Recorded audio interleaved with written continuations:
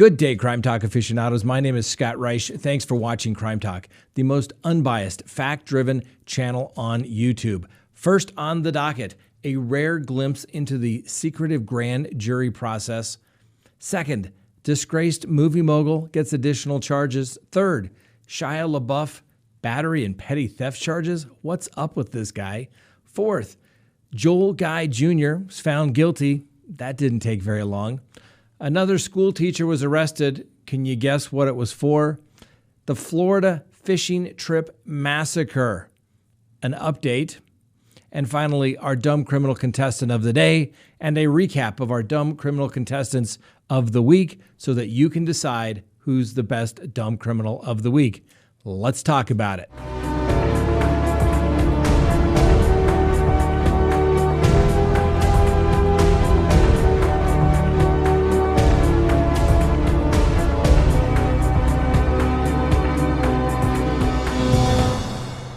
Good day, Crime Talk aficionados. My name is Scott Reisch. Thanks for watching. Now, if you haven't done so already, we'd ask that you first hit that subscribe button, as well as hitting that little bell so that you receive notifications of when we go live. And as always, leave us a comment and share this video with your friends and family. Now, first we have on the docket a rare glimpse into the secretive grand jury process. Now, we discussed this the other day. You usually don't, and I cannot think of many cases where grand jury proceedings have been released to the public. Normally, the transcripts are released to the attorneys in a particular case if a charge is actually filed or a case is filed. And normally, the attorney is prohibited from even disseminating that information to anyone other than people related with the case. So now, guess what? We have gone to the Attorney General in the great state of Kentucky, and by the time this video gets up, you may already have a portion of the 15 hours of the grand jury proceedings that were released by the Attorney General in the Breonna Taylor case. The recordings cover the grand jury proceedings in various sessions because they don't always meet at one time, but they start September 21st and through the 23rd and are parsed into 14 audio files with witnesses' personal information redacted because of concerns that threats may be made to officials as well as to officers. The redactions are only about 3 minutes and 50 seconds of the entire proceedings, and as we just stated, we will have all of these up for you to listen to yourself and for you to decide what should have been charged or anything in the Breonna Taylor case. Next on the docket, the disgraced movie mogul. That's right, we shall not mention his name for the YouTube censors out there, because if you say that name, you get completely demonetized, along with other names as well, as we've discovered. So we'll just refer to him as the former movie mogul. Well, guess what? The former movie mogul, who's previously been convicted in New York, has a case pending in California. Well, guess what? He has more charges. That's right. 2 new victims have come forward, according to the district attorney prosecuting the case against former movie mogul. This is the second time that California prosecutors have added at least one charge in the former movie mogul's case. He was originally accused of assaulting 2 women in separate attacks in 2013. Now, the former movie mogul was sentenced on March 11th to 23 years in prison for his completely inappropriate conduct while he resided in the state of New York. Many, including up to a dozen women, including high-profile actresses, came forward to say that the former movie mogul was a powerful and influential movie producer, and he used his power to help cover up all of his misconduct. Now, the former movie mogul has always maintained that every one of his physical encounters throughout his entire life have been completely consensual, and he maintains the same for the new charges out in California. Next on the docket, Shia Labeouf. You know, the actor, didn't he star in Holes? I remember seeing that with my kids and thinking, hey, this Shia Labeouf guy could be pretty big someday. And it seems like what he's doing is getting himself in a lot of trouble. Well, now he's facing 2 misdemeanor counts related to an incident, allegedly, that took place in June, and we'll give everyone the presumption of innocence, as always, unless and until they are found guilty in a court of law or plead guilty in a court of law. Now, it is alleged in the criminal complaint that Mr. Labeouf is charged with 1 count of misdemeanor battery and 1 count of misdemeanor theft, and that the city attorney is the one pressing the charges. So this is municipal court stuff. So you got municipal court, county court, and then your district court for felony matters. So this is pretty low, but still serious, where you don't want these crimes on your background for sure. Mr. Labeouf is accused of allegedly using force and violence against Tyler Murphy in an incident, like I said, that took place back in June, where he allegedly took a hat from the complaining witness. Now, Mr. Labeouf has had a few run-ins with the law. In 2017. He had charges of public intoxication, disorderly conduct, and obstruction after he went on an expletive-filled tirade after he was refused a cigarette by a woman. He pled no contest to disorderly conduct, was found guilty of obstruction, and was found not guilty of public intoxication. He was sentenced to 1 year of probation with credit time served. In 2014, while in New York, where he allegedly was drunkenly disrupted a performance of Cabaret, while trespassing and harassment charges against him were dropped, he pled guilty to disorderly conduct and voluntarily sought treatment for alcoholism. Now, Mr. Labeouf did go to rehab, and when he was accepting an award at the 2019 Hollywood Film Awards, Labeouf thanked the officer who actually arrested him in 2017. That's not uncommon when people get arrested to really have a defining moment or hit their rock bottom and actually thank the people that basically threw him in custody or made them realize that, hey, maybe I've got a problem. So hopefully Mr. Shia Labeouf can resolve this matter short of any kind of jail sentence or anything along those lines. It's not that serious of a case, but clearly he needs to start making some better decisions out there, and hopefully he won't get in trouble yet again. Let's take a quick recess. Do you know what we're doing right now? That's right. I'm actually waiting for a background search to be completed. We had somebody here at the office, who shall remain nameless, that wanted to run a background check on someone that they had a friend that was getting close to. So what do? Literally type in the name, bam, and the report is being generated while we wait. And here's the beautiful thing. We're going to get all the information about whether this person is in fact married or not married, information related to emails, phone numbers, and social media, which is always important. And then we're going to get criminal background records.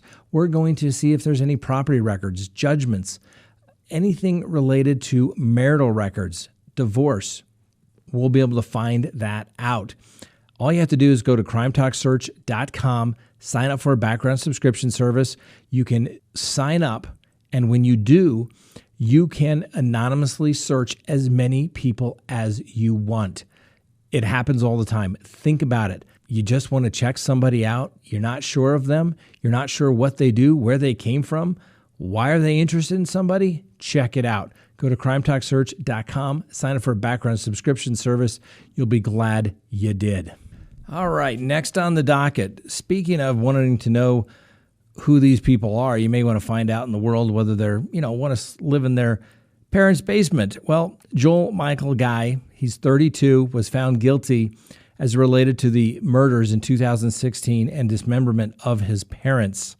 Prosecutors believed and argued to the jury, and the jury was convinced beyond a reasonable doubt that Mr. Michael Guy Jr. killed the victims after the family had one final Thanksgiving get-together at their home.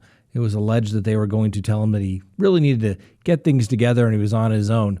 Mr. Guy Jr. had other plans and did some heinous things, as much as boiling his mother's head in a pot. The father sustained at least 42 wounds and the mother had at least 31.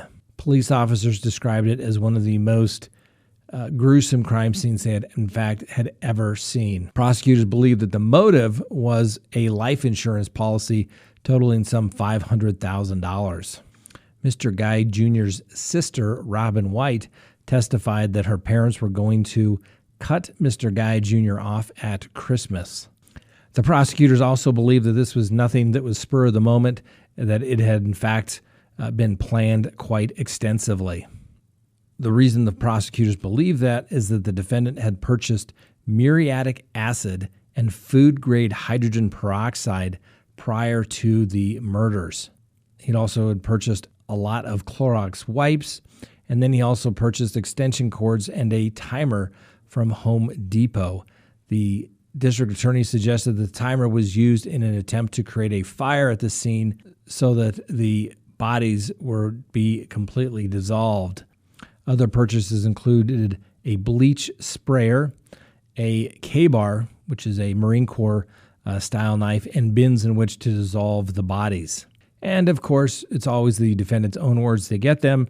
He managed to take a few notes for the planning process, which were ultimately discovered by the police. He faces an automatic life sentence with the possibility of parole after 51 years upon his conviction. That jury only took 2 hours to reach their decision after a week-long trial. Clearly, the evidence was overwhelming as to Mr. Guy's guilt, and now we can all say that he has been found guilty as a matter of law and as a matter of fact that he did the terrible things alleged by the prosecution. All right, next on the docket, another school teacher has been arrested, and can you guess for what? That's right. A now former band director by the name of Edward Klein, and we'll give him the presumption of innocence. Well, he's 50 years old, and he was indicted for 17 counts of gross sexual misconduct and several counts of sexual imposition. And guess what? According to the court records, all of his victims were 12 years old at the time. Now, ladies and gentlemen, have you ever thought, maybe it's a little weird that the band director, teacher at the school, who probably lives in his mother's basement at the age of 50, likes to hang out at the school and just really loves those children. Now, I'm not saying everybody who does that is obviously in a position to do bad things, but you really have got to wonder why, okay? I've had cases where everyone thought the people were the greatest people as they were taking care of other people's children. And then, of course, one allegation came out, and then there was 2 and 3 and 4, and it couldn't stop. And as a defense attorney, you always try to wonder why. Well, why were you doing this job? It was the love, the passion, and most of them will say it's for the children. Be afraid, ladies and gentlemen. Be very, very afraid. Know with whom your children are being taken care of, even at school. All right? Go to CrimeTalkSearch.com and get that background search.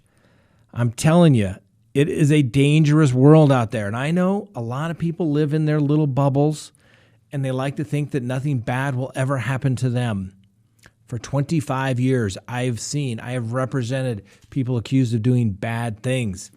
I'm telling you from a position of knowledge here, ladies and gentlemen, you must be careful out there. Remember the Florida fishing trip massacre that we talked about a while ago? That's right. A grand jury now has formally charged 26-year-old Tony T.J. Wiggins Jr. for the death of Brandon Rollins, Kevin Springfield, and Damian Tillman. They were all found beaten and shot to death on July 17th at Lake Streety, which is about 70 miles east of Tampa. The Polk County Sheriff, a gentleman by the name of Grady Judd, said the 3 men were massacred. Shortly after the crime, William Wiggins, Mary Whitmore, and Tony T.J. Wiggins were all arrested.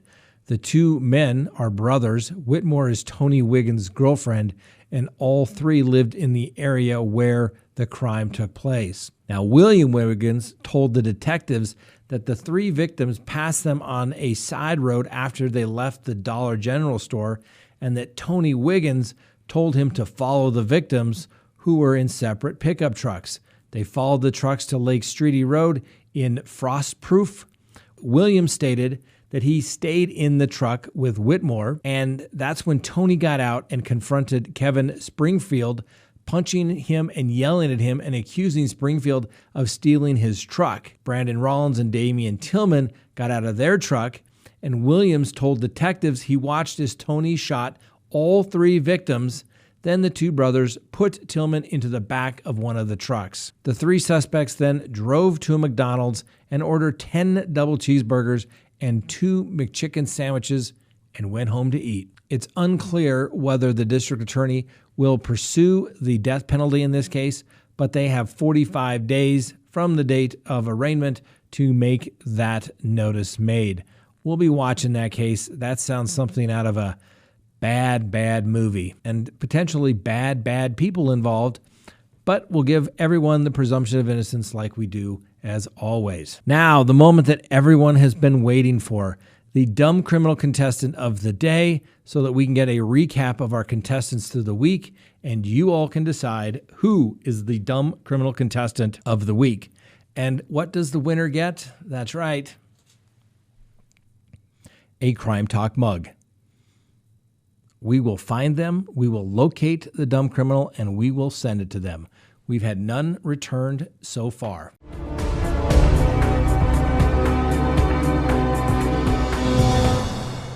Now, let's meet Vanessa Lee Jones. What could she possibly have done to get her to be a contestant on the dumb criminal contestant of the day? Well, she apparently was outside a 7-Eleven, and it was around 11 a.m.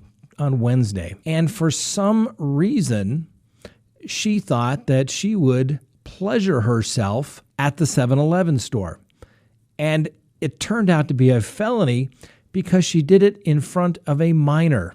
Now, you have to admit, what makes this a little interesting is that the police were able to have video of the incident. You may ask yourself, how did the police get video of this alleged incident? Was it the store video from the security camera? Oh, I think not. Oh, no. It was the minor. Remember, this act was done in front of a minor?